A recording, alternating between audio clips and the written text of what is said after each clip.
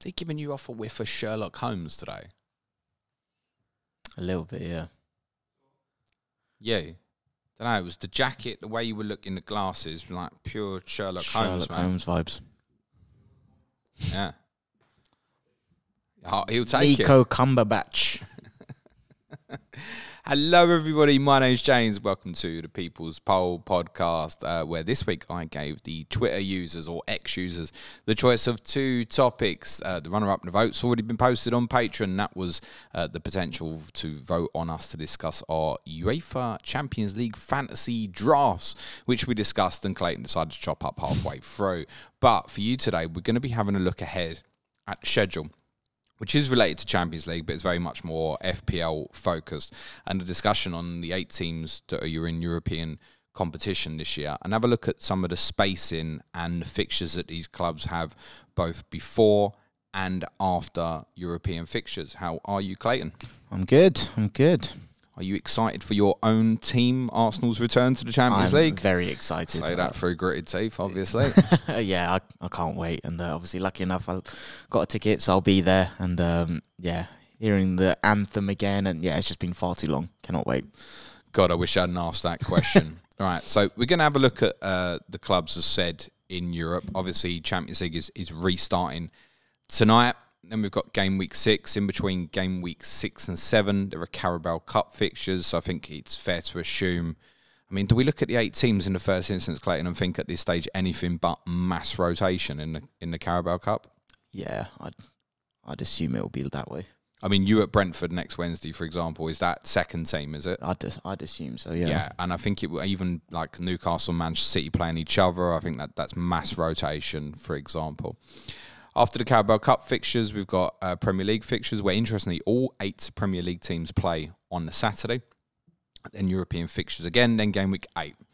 And we've got an international break followed by game week 9. European fixtures in between 9 and 10, and then Carabao Cup 4th round in between 10 and 11. I think that's important to mention because that's clear opportunities for teams to mass rotate. I think even then, 4th round of the Carabao Cup. European fixtures again, between 11 and 12. That's match day 4 of the Champions League. Then we've got international break after 12. We return with match day 13. There's a couple of interesting intricacies about that particular week that I want to cover off. Match day 5 of the Champions League, and then there's 4 consecutive Premier League weeks. Match week 15 in between 14 and 16 is a set of mid-week fixtures.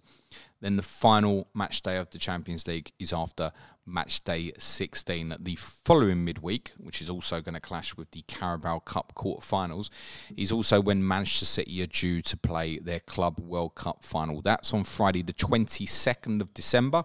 Hence why their fixture against Brentford, scheduled for the following day, has been postponed. We have no clarification yet of when Manchester City's semi-final is likely to be.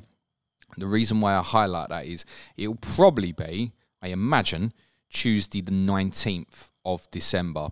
If it's Monday the 18th, does that put any doubt into the Crystal Palace fixture in game week 17? I would assume that City's semi-final in the Club World Cup would likely be Tuesday 19th, and the Crystal Palace fixture would have to be on Saturday the 16th, because quite surprisingly, the UEFA delegates have scheduled Manchester City's final Champions League game on a Wednesday the 13th, which happens to be my birthday, actually, rather than Tuesday the 12th, which happens to be my dad's birthday, interestingly. No way. There is probably space. I'd mentioned this a few times about City, if they did get to the Carabao Cup quarterfinals, potentially being in this same headache situation that Liverpool had a few years ago, where they had to play the kids in a Carabao Cup quarterfinal at Villa Park against Aston Villa. There is potentially space in game week 20 for City to play their quarterfinal then. And that may delay the rescheduling of a fixture against Brentford. But until we absolutely know with certainty when the World Club Cup semi-final is going to be, we can't say that with certainty. I imagine 95% the Crystal Palace fixture in game week 17 should be fine. What we can know looking at these future fixtures, I think is really important, is spacing between games and dealing with the immediate. Looking ahead to this week, there's only one team that's got a 3-day turnaround from European Champions League fixture and Premier League fixture. That is Manchester United. Do you, Clayton, see Manchester United rotation as likely at Burnley on Saturday evening? No. No, neither would I. I think where Manchester United are an interesting case, unlike I think the other three Champions League teams. City, we know will do. Pep will do what he wants anyway. But perhaps more for Arsenal and Newcastle, where this is, let's at least say, for yours Champions League, and for Newcastle, obviously, a new process. Is more unpredictability. Sure, United have tougher fixtures on paper being in the Champions League rather than Europa League, but we know that Ten Hag picked quite a strong team fairly regularly in Europa League last year. So it's, for people who have like Rashford and Fernandes as an example, or Nana, who I guess would be the three owned United players at the moment, people may be going in for Rasmus Højlund, who might be more of a doubt under this circumstance. I wouldn't have any concerns about them starting at Burnley. No, not on Saturday, to be honest. What's clear here in terms of the four teams that are in the Europa competitions, so Liverpool, Brighton, West Ham are in the Europa League, Aston Villa in Europa Conference, all the way through, 3-day gaps, Thursday to Sunday. There isn't any circumstance that I can see where there's going to be a 4-day break afterwards. Even the ones that we don't know yet, the fixtures can't be arranged for Monday night, so it is going to be 3-day gaps for turnarounds. So, for example, Liverpool are going to go into a 3-day gap before they play West Ham United this weekend. It's the same for the other three. It's also the same for Villa in Europa Conference League. And also they're going to have a 5-day gap beforehand from Premier League fixtures to the Thursday fixtures.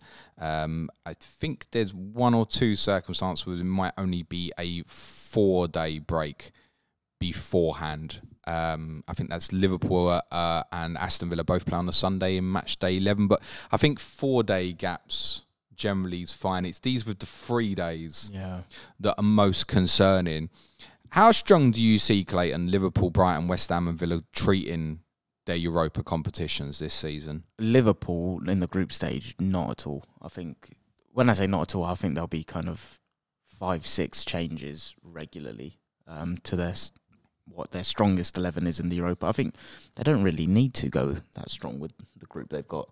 So I don't think they'll go that serious until the knockout rounds. Brighton, I feel like they kind of rotate regularly anyway, right? As Manchester United fans will testify on Saturday. Yeah, so with Brighton, I feel like, me personally, it doesn't really affect too much of my thinking in terms of their assets anyway, because I think when I got their assets, I always kind of know. Well, we saw Stupinan wasn't in the squad at all. So I kind of know they're going to rotate anyway. West Ham and Villa, I actually think, will go quite strong. And again, I think the way I'm assessing it is like what you said about Man United in terms of I'm not expecting rotation. I also think it's because of they don't have the luxury to rotate as much in terms of the quality of options that are available. Whereas Liverpool can kind of kick a man while he's down, mate. No, not in a dig way. Just I don't know. Do you? No, I know what you mean. Liverpool could go a completely different front three in the Premier League to the Europa. Yeah, it doesn't feel that way with United at the moment. I get what you're saying. Yeah, I meant it that way. They can, but they won't. Is probably more the point. Yeah. Just because there's such a disparity between Fernandes and Rashford to let's be honest, the likes of Pellistri, Garnacho, Amad Diallo, if he gets a look in, a real young players. Whereas at Liverpool, fart around between Diaz, Jota, Gakpo, and Nunes, and drop at all. And then as a result, I think teams like West Ham and Villa will just. I think it's a new competition for them, so I think they'll treat it quite strongly, to be honest, and go for it. I can't actually remember what Moyes' selection was last year in the early stages of the Conference League. Kind of mix and match. He tended to sort of make 6-7 changes, generally speaking. But you would get, Declan Rice would play here or there, or Antonio would play here and there, for example. But he tended to change a lot, but not all. Villa's obviously the interesting one, though, because that's on everyone's tip of the tongues at the minute in terms of going for their assets, right? So I think trying to predict them's probably the interesting one out of the kind of Europa lot. Yeah, it's interesting. You look at certain ways, and give a couple of examples of this where we'll have caution. So let's use Villa as a reference point here. So obviously to go to Legia Warsaw this week on Thursday, challenging away game. There will be changes, but I don't think it's going to change all 11, for example. Then there's Chelsea on Sunday. You've got that 3-game tight turnaround. Perhaps more interesting is looking further ahead at actually their really good run. A lot of people are aware sort of, you could say, I mean, you could argue it from now. Sorry, Chelsea fans, that Villa come into a good run, or Brighton, even in 7 for the offensive players, is still absolutely fine. But then there's a really good run: Wolves, West Ham, Luton, Nottingham Forest, and Fulham between game weeks 8 and 12. Now, in between those two periods, they play AZ Alkmaar twice, which is likely to be the most challenging, and I'd say that's a challenging opponent in the Conference League. They got to the semi-finals and were obviously beaten by West Ham last year. You look at things like them going to Alkmaar 3 days before they play Luton at home, and then the return with Alkmaar is 3 days before playing Fulham at home. Should we, from a fantasy perspective, have a consciousness of that? Because particularly for Villa, I'm not seeing that being mentioned at all. Like, you look at game week 10 in Luton at home, oh yeah, I want Watkins, Diaby, or others. Is it possible that they don't start the Luton game? Oh, it's 100% possible. I think my personal thing is it's so far out right now to worry about that. And I think, of course, there's something to call out. And yeah, if things go as you'd expect and you're looking at the spacing that you've just mentioned there, that looks like a logical game where they can afford to... I don't think they'll do the kind of change 6, 7 of the 11, but if they do want to give 1 or 2 a breather, yeah, I do agree that looks like the one. But I don't know, it just feels so far out to actually let that affect your transfer planning right now. Yeah, no. I get that, and I agree. And I'd say probably, I mean, West Ham actually with Freiburg and Olympiacos, there's a couple of challenging Europa League games they've got there as well. As well as the brilliantly named Baka Topola, who I never knew was a team I'd never heard of that, yeah. A couple of weeks ago. But they, for example, after their double header with Olympiacos, which is their middle 2 fixtures, the following 2 fixtures, Everton at home and Nottingham Forest at home, respectively. So let's say Mohamed Kudus gets in the team in the next couple of weeks. Like, do we expect him to be playing those Thursday games and Sunday games? And what's the priority for West Ham? Because the start they've had as well is worth mentioning. Because the start they've had, West Ham obviously got themselves in trouble in the league last year. The start they've had already kind of means they're not going to this year, I think. Especially with a decent turn of fixtures themselves coming up. Basically from sort of when they play Everton around about game week 10, they've got a really good run themselves up to sort of game week 17 or so.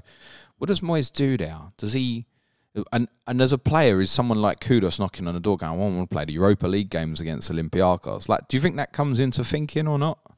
I don't know. I don't think certain players will be saying, I want to play in this competition and not this. I think every player, I think, at this level just wants to play every game, but obviously that's not really possible. How they manage it is probably going to be information that we're not privy to in terms of what's their actual physique status and all of that sort of stuff. And then I think even West Ham, their offensive options are so strong. I think they can afford to kind of rotate 1 or 2. And I think this is the thing. Like, I don't believe many of these teams, once it gets in the thick of it, will like mass rotate. I think you'll see 2 things. I think you'll see the use of like flexing the 5 subs and kind of take people off early, which is why I'm sure we'll talk about it later. Like, I'm more than comfortable with Trippier than I think most people seem to be. Yeah, he'll play the majority, won't he? Yeah, but so I think the 2 things we'll see is you'll see managers really flexing the kind of 5 subs and utilising that, and then also just making 2 changes in a team which kind of affords people to have a breather and stuff rather than wholesale changes. Yeah, that's fair. Brighton is a bit of a mare. Brighton's mare for a couple of... One, you've already alluded to, Clates, is obviously they're going to rotate anyway, even if they didn't have European football. But obviously they've got a very challenging Europa League group. I've spoken about this a number of times, that they're going to be really up for it. It's the first time the club's ever got into European competition. And they've got dream trips there with, I mean, AEK Athens, home, reasonable opening game, but even a trip to Athens is brilliant. Trip to Marseille, trip to Ajax Amsterdam. Ajax is not bad, by the way. It's a nice place, that. Nice. Never mentioned. No, I've never mentioned that before. But brilliant trips for Brighton and very brilliant home games for them. And I think probably, I mentioned in the past that I thought Brighton fans would probably get pretty annoyed if De Zerbi went under strength in Europa. But results like Saturday won't half help, where, suddenly Estupiñán's not in the team, Solly March is not in the team, Billy Gilmore's not in the team, Evan Ferguson's not in the team, still go to Old Trafford. He changed the goalkeeper again, still go to Old Trafford and win. And therefore, I think Brighton fans are probably quite accepting of rotation, but it's quite clear when you look through their run that the likes of even Mitoma, he's not playing every game in here, is he? And it might be that fantasy managers like me who own him get lucky with Europa, but I'd look at certain things like, again, it's interesting, theirs as well, the double header they've got in the middle is Ajax, 2 fixtures after Ajax respectively, of Fulham at home and Sheffield United at home. And I just look, I can't help but look at them and think, well, if Mitoma's going to get left out of one of them, I bet it's not the Ajax game, you know? Yeah. And how much should we factor these things when we're looking into FDRs for our players? Should we kind of downgrade the Sheffield United would be a green fixture, however you're doing your fixture difficulty ratings or whatever sites you use, etc. But should we look at that as a more mark it as a more difficult fixture because of the minutes, because of expected minutes? And I guess this is where things like your review sites will do expected minutes models possibly come into play and have more prominence over this period. Because I keep thinking with Mitoma and Estupiñán, and I keep thinking, sure, after Bournemouth this week, there's a tough run of fixtures coming. I mean, even just add for Brighton, Villa away, Liverpool home, Man City away, and you're putting Marseille away in the middle of that as well. But I keep thinking, it's a great run again from game week 10. Fulham, Everton, Sheffield United, Nottingham Forest. But I'm putting Ajax away in the middle of that. I know. As well. So would you let that affect your planning then in terms of potential? So let's just say someone's looking to bring in Mitoma for that run. We'd all be guessing with Brighton particularly, right? Yeah. And we're also guessing with them just every week generally anyway. But I do wonder how I feel if I carry a Mitoma through, and again, as kind of discussed on yesterday's pod, should we even look at the difficult fixtures as difficult for them? You know, low blocks like Fulham and Sheffield United might be more challenging anyway. But should I look and go, what if I hold on for, say, Fulham at home, Everton away, and Sheffield United at home, he's only starting 1 out of 3 maybe. Like, we should go, shouldn't he? Yeah. But then would you move to someone like Diaby? Oh, sugar. And I've just said about Villa playing Luton at home after they played to Alkmaar.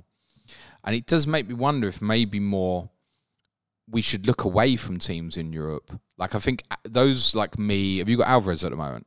No, but I'm looking to get him in. So we've both found him in our UCL fantasy team, and I think that kind of scratched an itch and stuff. But yeah, it's like, oh, right, he's playing regularly now.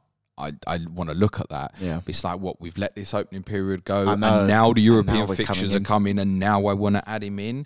And should we look at ignoring these? Because I can't help but think Liverpool, Villa, and to a slightly lesser extent West Ham, are in the coming weeks about to come into really good run of fixtures.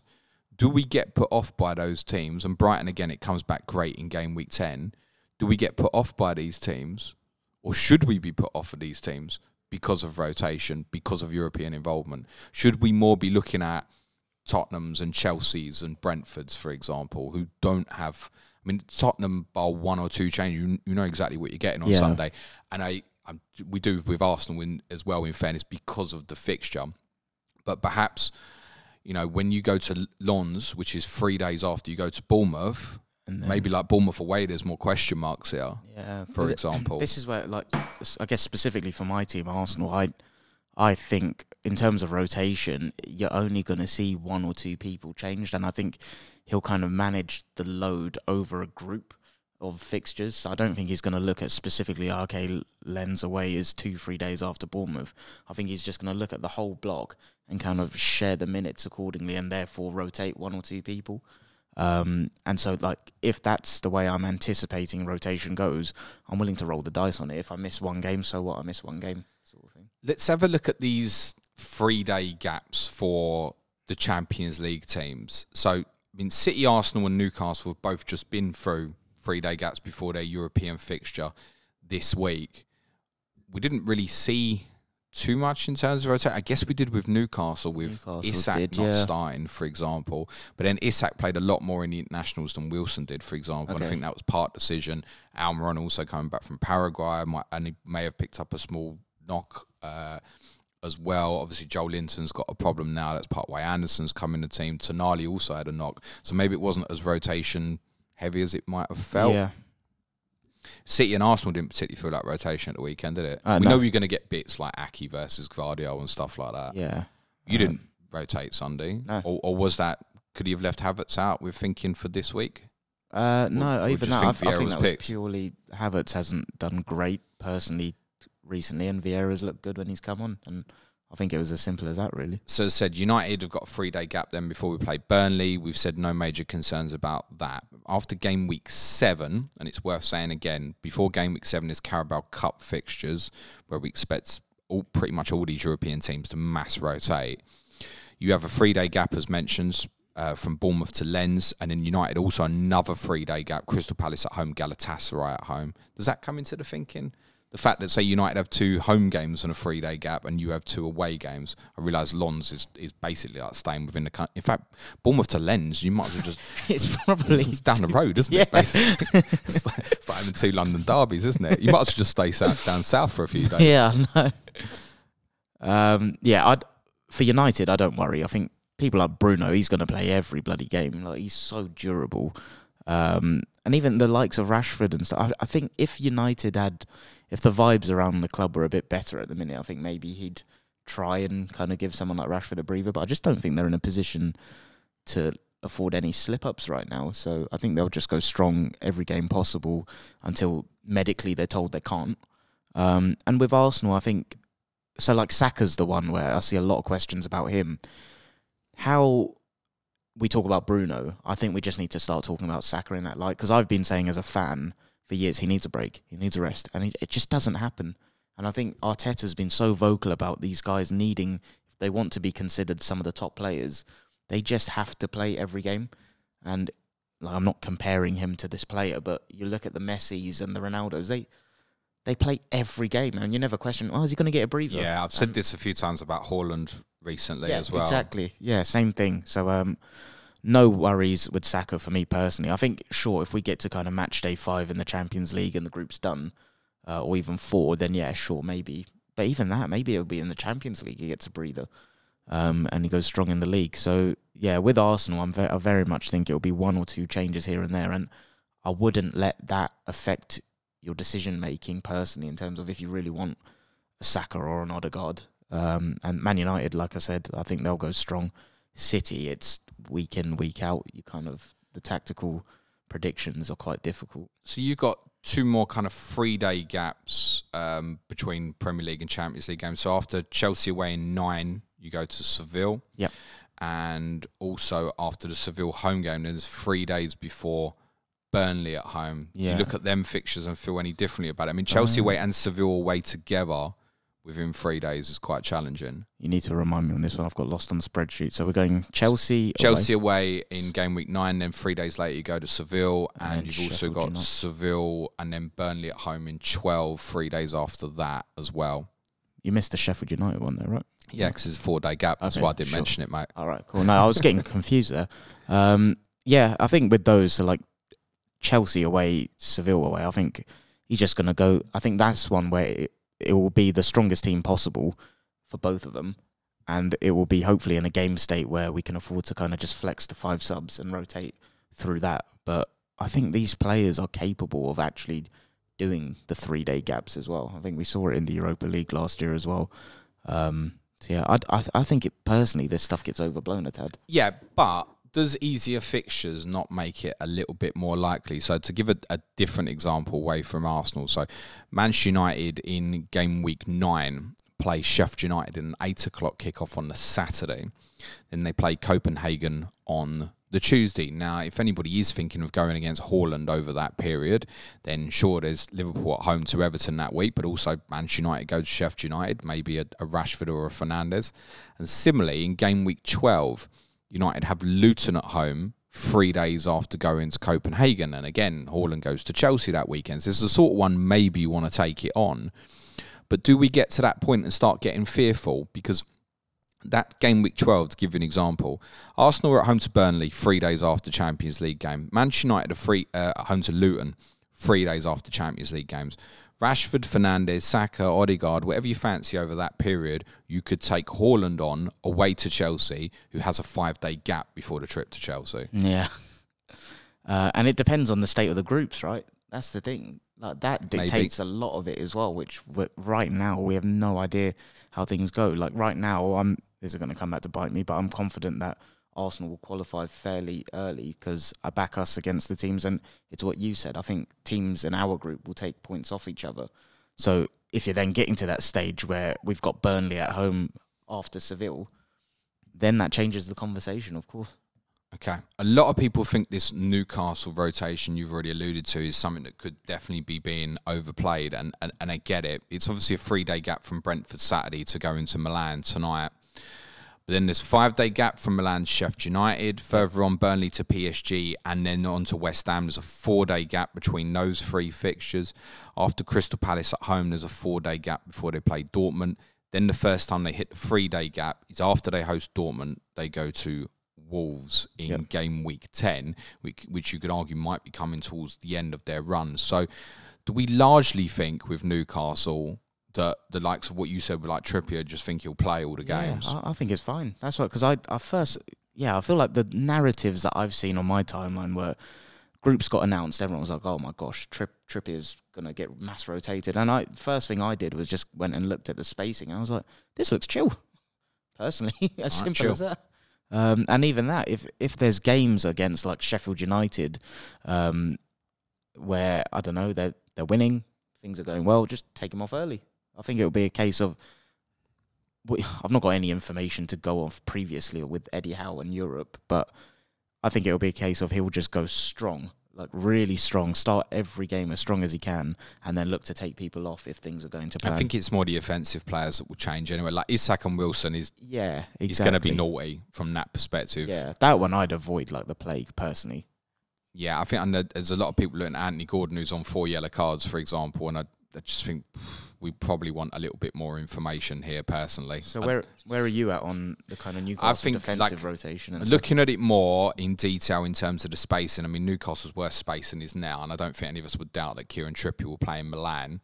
Okay, afterwards, 2 games in 3 days, might be a bit of fatigue there, but then it's 5 days of Sheffield United. Exactly. Like, I can't see that Howe would go, I'm going to save Trippier for the Carabao Cup game against Man City next week. Like, I know Newcastle fans want to win a trophy, but I just don't see that. So I think Sheffield United, Burnley, yeah, definitely. West Ham's a 4-day gap after PSG. Palace is after the internationals, where Trippier, let's be honest, is unlikely to play, say, 180 minutes over that period. Then Dortmund at home. So I think you probably your first bit of major alarm actually might be game week 10 away to Wolves, to be totally honest.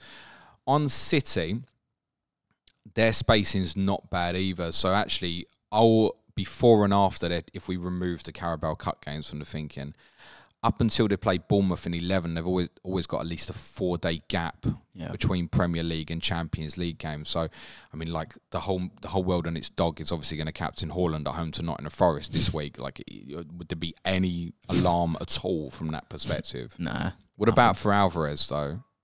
We're looking at, I want him, but could it be that, he's played at West Ham, then he plays Red Star Belgrade on Tuesday evening, then Forest Saturday. Any concern from that perspective? From a fatigue perspective, no, not for me.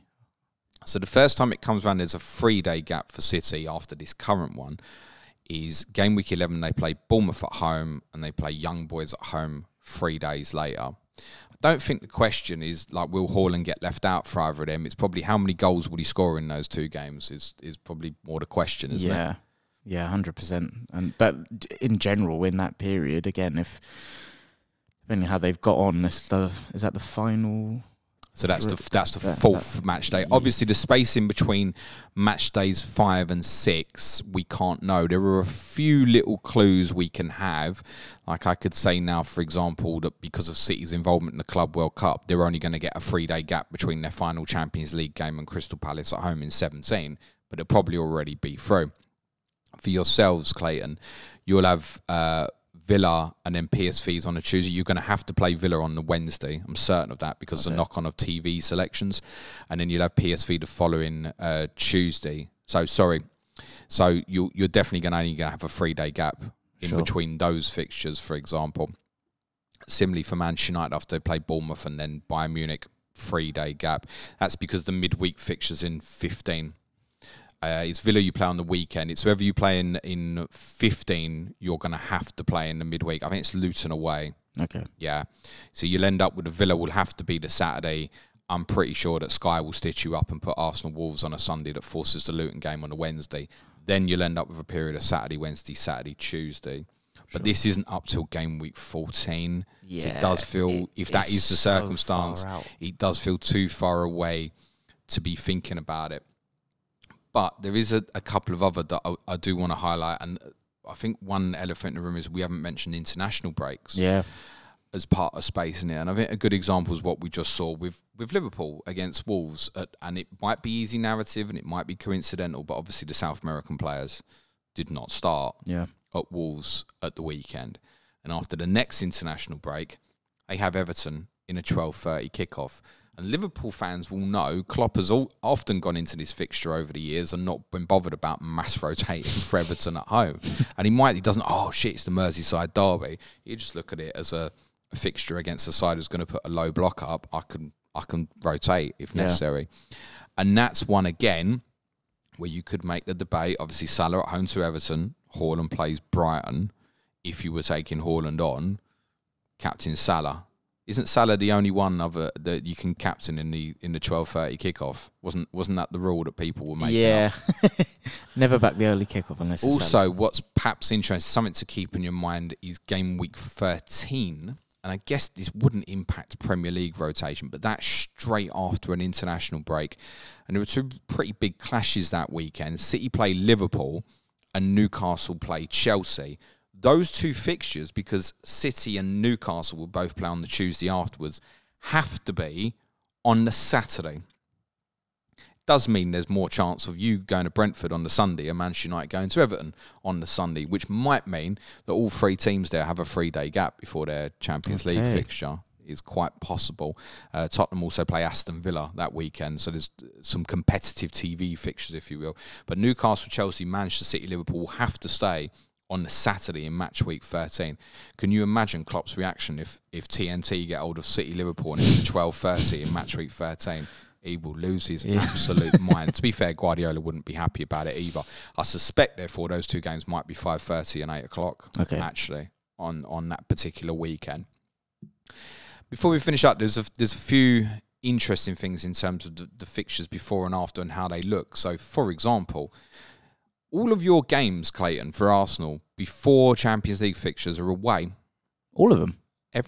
Every single one before you play a Champions League game is an away game. Interesting. Every single one after is a home game. Home. What do you make of that? I mean, how do you feel about that as a fan?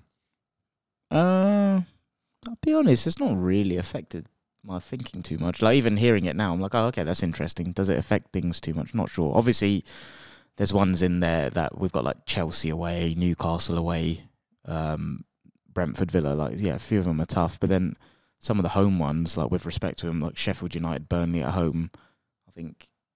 But then this is it. Are they then potentially right for rotation? Yeah, but this is like Arteta won't mass rotate a team. He will only. But we've got no experience or prior knowledge to Mikel Arteta managing a team after being in Champions League. No, true, but it's just the way he speaks about comments and stuff like it. He will only make 2 or 3 changes because I think he believes so much in the kind of rhythm and fluidity of a team. He doesn't like disrupting key parts of chemistry and stuff. He will only rotate 2 or 3 players. And the Europa League, sure, he went and mass rotated, but I think the level of competition there was different. I think now it's a different story with us.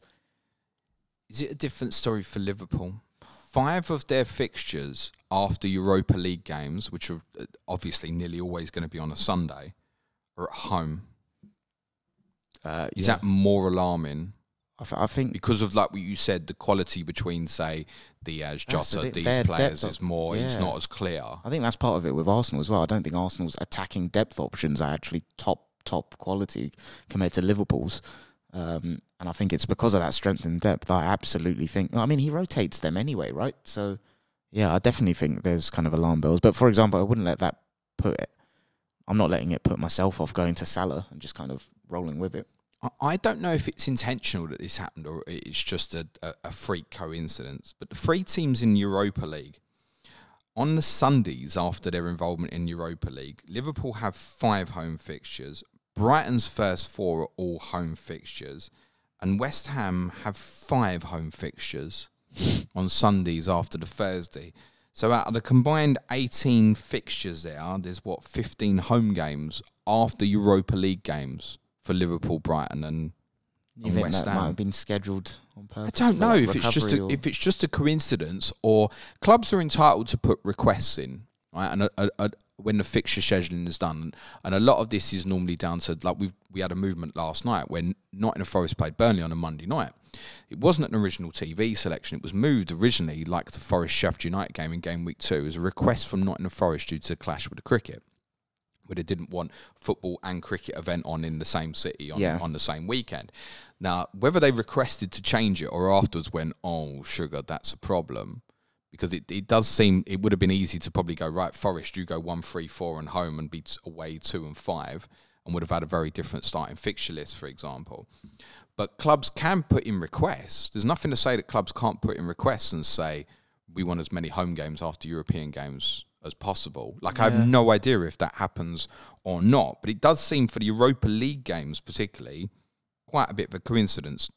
For a little bit of balance, Villa have 2 home games after Conference League games, whereas the Europa League teams obviously have a lot, but for all we know, the other 3 put requests in and Villa don't. I have no idea. Yeah, but what would be, in your opinion, what would be the advantage? Because you have to go away. It's the travelling, isn't it? If you're in Europa, think of it from this perspective. Before you play in Europa, you're going to get a 5 or 4 day break, unless you're unlucky and Sky put you on a Monday night. True, that might happen to you once. You had it a few times when you're in Europa. You might have like Thursday, Thursday, for example, particularly later in the season maybe. But at this stage, you're highly likely to get a 4 day break, and it could be a 5 day break, right? Yeah. True. Whereas afterwards, you're going to be lucky if you get the 4 day break. It's going to be free. So if it takes a little something out the travelling. Yeah. But what about for the Champions League teams? Because I feel like that more or less evens itself out. But but with that, there'd be no point putting the requests in before the start of the season in the same way, because you have no idea if you're going to play Tuesday, Wednesday. Yeah. Whereas in Europa, you know what you got. It's going to be the Thursday football, unless there's clashes with. I think there's one Europa League game on Wednesday night, for example, because UEFA don't want 2 games in the same city or something. But generally, 98% you're going to end up with Thursdays throughout in Europa. So I don't know how you could request it in the Champions League in the same way. And it's not to say these clubs did request it. It's just something I noticed. Yeah, and good spot. It does add to the idea a little bit more of potential rotation. You look at, like I said, Brighton playing Ajax, Fulham at home 3 days later. Brighton playing Ajax, Sheffield United at home 3 days later. Like, what's the more important games for a Brighton fan? Oh, yeah. I'm fairly sure every single one would say the Ajax game. And that's not to mean that he ain't still going to play Mitoma or Estupiñán at Fulham at home, Sheffield United. But we should factor that sort of thing with into our thinking. With that specific example, though, so you gave a really good point in terms of, do we go for the likes of Tottenham, Brentford, where, they've got good runs. You know, what I mean is, if you were comparing, say, Mbeumo and Mitoma, that's what I mean. So right now, you know Mbeumo's going to play. So where would you go then? Like right now, would you let that affect your thinking? I've got Mitoma, but I've got a Martinelli problem, Clay. Okay, fair enough. I might end up with both. That's an easy one for you then. But perhaps a better example would be, because of Villa's run, I'm looking quite a lot at getting Diaby. Now, buying Diaby this week away to Chelsea, jokes aside, doesn't feel like the right time to go and move. But I discussed yesterday that I was probably planning Martinelli to Diaby in 8 when you were about to play Man City. Yep. So if that was the plan, do I just bring that forward to now? But I've got no knowledge of what Unai Emery intends to do. Like, is he going to play Diaby in Warsaw on Thursday night? Like, I have no idea at this stage. Now, the sensible thing, of course, would be to wait till Friday. But even still, even if let's say he played 90 minutes in Poland, which he probably won't, does that then determine that I shouldn't buy him? Or is he important enough then that it's like, he's gone, right, I want to get this group dealt with quite quickly, you're going to play? Yeah, and this is, I really think the season has only just started. These guys are not going to be fatigued yet. I really think their capacity to play Thursday, Saturday Sunday is I think they can do it fine. I think it's more when it gets to the latter stages And the thing I keep stressing, I know I've gone on about, is the 5 subs changes things as well. Like the ability to have a 20, 30-minute rest in a game, I think that knock-on impact in terms of you then being able to start another one has a huge impact. But when you get fantasy assets, you don't want to play 60 minutes. No, of course. You want to play 90. Yeah. So there's that to factor in as well. Like, do we get earlier subs? Yeah, and that's what I was talking about for my point with like Trippier. If that happens, I actually quite like it as a defender. But yeah, for the attacking options, I think Trippier will. Let's say Newcastle were 3-0 up at Sheffield United on Sunday, and Trippier did play tonight and Tuesday. There's a possibility 75, 80 or so. We saw that a little bit last season, even with him. If a game was safe, that occasionally he'd come off early. I mean, I think it was 2 occasions he picked up clean sheets actually because he came off early. And Newcastle, I want to say Fulham and Southampton away, where they still went on and conceded later in that game, I think. So I think the consciousness for me is that bottom line, there's so many unknowns here, right? I'd certainly have a consciousness about things like captaincy, though. I'd have a consciousness about, if I was looking to captain, say, Salah against Everton at a 9, not because of the European, but straight after the international break, I'd have a consciousness about that. I'd also have a consciousness about some of the home games afterwards. So Forest at home being 3 days after Toulouse, for example, in match day 10. And that's one when Haaland goes to Manchester United. And on paper, look at that. If we just removed ourselves now, if it was game week 1, forget ownership and all those things, Haaland's going to Manchester United, Salah's at home to Nottingham Forest, who do we want to captain? Salah. Well, I was expecting you to say Saka at home to Sheffield United, but I get your point, Claire. It adds a layer of concern. And there's that as well. I'm going cold on the idea the more I think about it, particularly with them 5 big chances he missed on Saturday. But the idea of removing Haaland to enable me to get a really powerful Liverpool, how much do I want it? How much do I want it? Because the one thing I would say about Salah, and there's no reason to think Salah's going to play every Europa League game or anything like that, but I bet there will be a couple of occasions where he does play and people panic about it. Oh, yeah. Why has he played on Thursday? Yeah. Liverpool operate this traffic light system, we know that. In terms of it might be, do you know what? Play against Toulouse, you're in good condition, or maybe you need a little bit more of sharpness. And then suddenly coming to training for Forest, it's like, oh, actually, no, he's pushed too hard there. He needs a break. And we know that's how Liverpool will treat it in terms of their rotation and stuff.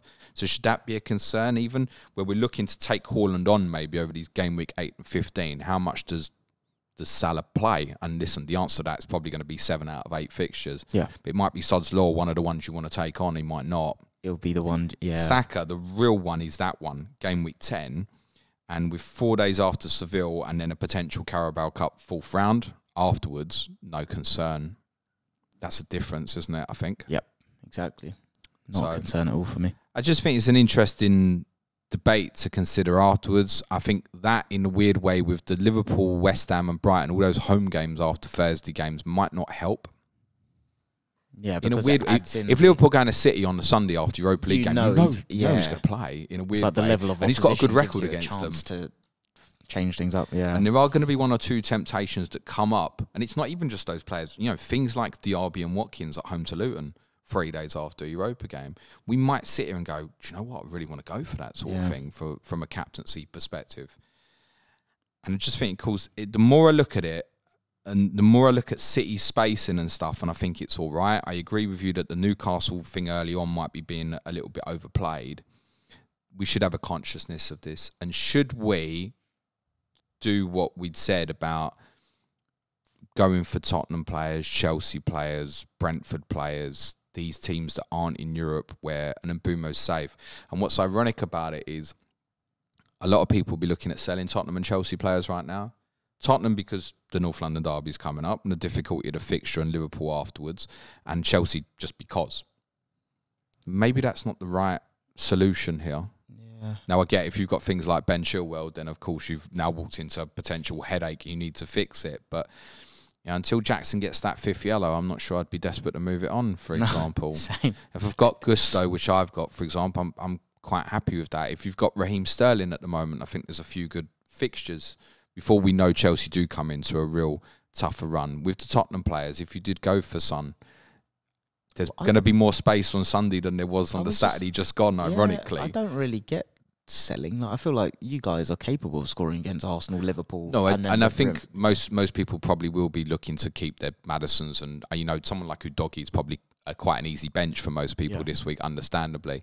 It might even be for some who've got 8 good attackers that maybe even you bench Maddison, but no, I wouldn't be moving them on at the moment. Similarly, Brentford have got a couple of good fixtures. Yeah, I don't know if I'm just banging my head against the wall looking for alternatives to Mbeumo, and I should just go there. well, I've had him since the start, so I'm... Like if breaking this down, like I said, kind of like Mbeumo versus like a Diaby versus even maybe we should put Jeremy Doku in the conversation, for example, now. Like, Mbeumo's the one I know I'm getting the minutes out of. He's the one I know it's on penalties. That's the thing. If you just simplify it, like he's the best asset, right? But obviously, the way I think our minds are quite similar, and we like to try. I like to attack fixtures. Same. And I can't help it. Yeah, me too. But I think, rather than looking at now and going, oh, and Mbeumo's got Everton and Forest next, I'm looking at it going, yeah, but Diaby's got this from game week 8. Oh, and possibly a rotation headache that I've got no idea currently how that's going to work. I'm hanging on to Watkins. Like the only way I can get to Alvarez this week for free is just to sell Watkins. Yeah. And I'm holding Watkins because I'm like, that fixture runs too good. That fixture runs too good. I know I'm going to end up buying him back anyway. When I've got Alvarez in front of my face, I'm sitting there going, I'm not massively concerned about Manchester City rotation. Should I just get on with it?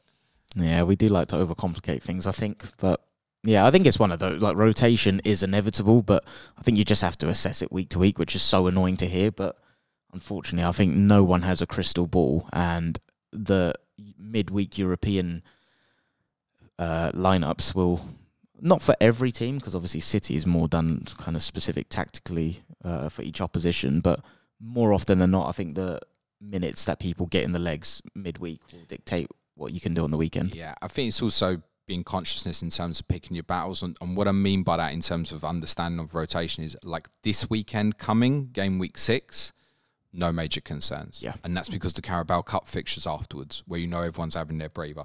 The only one I'd be really concerned about this weekend from a rotation perspective is Brighton. And that's just because that's what they do anyway. Yeah. That's not to say, like I said, Aki versus Vardiol, Doku versus Grealish if he's back fit, for example. Like, these things aren't a debate. They are, and they are every week Exactly, anyway. yeah. But with the Carabao next week, this week should be fine. I think that also means that game week 7 should be fine for the majority of teams as well. It's the after the international breaks and also some of them later ones. So sort of looking at, say, game week 10 and 11, I think, looking in between European fixtures either side, has also got Carabao Cup in the midweek in between. Should it be a concern or not?